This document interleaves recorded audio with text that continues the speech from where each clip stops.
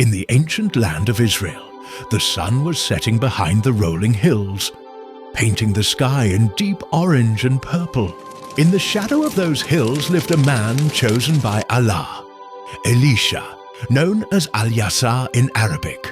His face was calm and wise, his hands strong from years of work, and his heart pure with faith.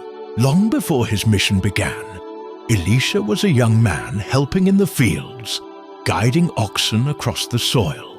One day, the great prophet Elijah, Ilyas, passed by. Elijah placed his hand on Elisha's shoulder, his eyes deep with a silent message. "You will follow after me." From that moment, Elisha left his old life behind and devoted himself to learning from Elijah, walking beside him through towns and villages, watching as he called people away from idol worship and back to the worship of Allah alone. When Elijah's time came to leave this world, Elisha felt the weight of responsibility fall upon his shoulders. The people still lived in corruption. Their leaders were unjust, their hearts cold.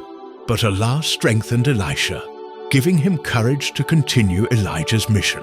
Elisha's days were filled with travel. He walked through narrow streets where market stalls overflowed with goods. Yet behind the smiles of the merchants lay greed. He entered the courts of kings who wore golden crowns but ruled with cruelty. And in every place he called, "O people, worship none but Allah, the one who created you. Leave your idols of stone and gold, for they cannot help you nor harm you."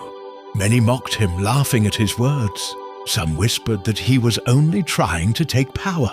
Yet a few listened, those whose hearts still held a spark of truth. One year, a great drought struck the land. The earth cracked, the rivers dried, and the sky gave no rain.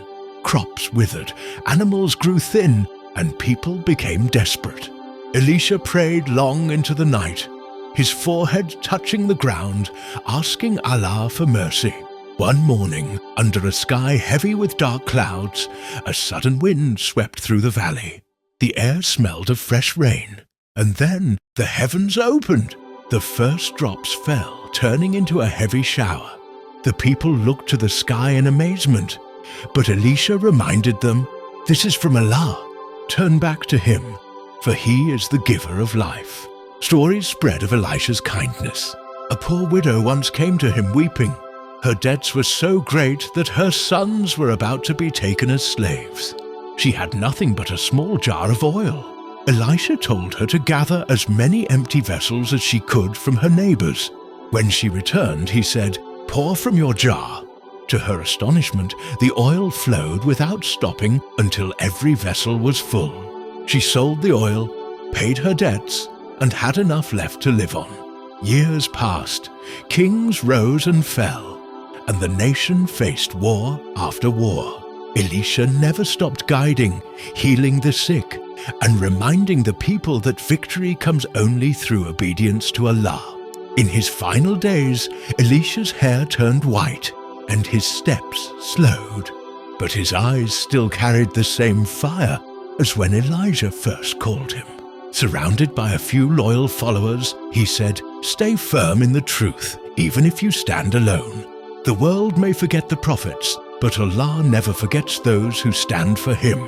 When Elisha's time came, the people who truly believed mourned deeply. They remembered not only his miracles, but the way he spoke, the way he listened, and the way he always pointed them back to their Creator. His legacy lived on, like a torch passed from one hand to another, guiding the faithful toward the light of Allah.